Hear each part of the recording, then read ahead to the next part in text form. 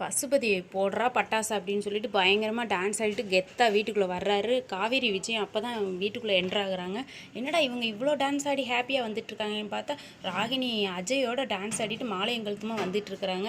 எங்கள் நிச்சயதார்த்தத்தை தானே நிறுத்தினேன், இதை நிறுத்த முடியுமா அப்படிங்கிற மாதிரி வேகமாக டான்ஸ் ஆடிக்கிட்டே உள்ளே என்ட்ரி ஆகிட்டு வர்றாங்க. பசுபதி வந்து பக்கத்தில் நின்று காவேரி விஜய்கிட்ட வந்து கேள்வி கேட்குறாங்க.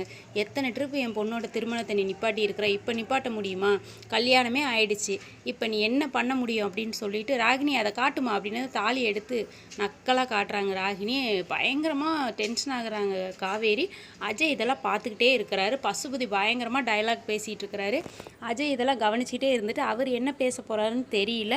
இவங்களுக்கு சரியான பதிலடி அவர் தான் கொடுக்க போகிறாரு. பிடிச்சிருந்தா ஒரு லைக் கொடுங்க. நீங்கள் என்ன நினைக்கிறீங்கன்னு கீழே கமெண்டில் சொல்லுங்கள்.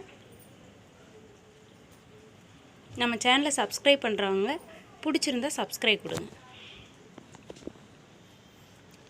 விஜய் பேசுகிறதுக்காக வெயிட்டிங்.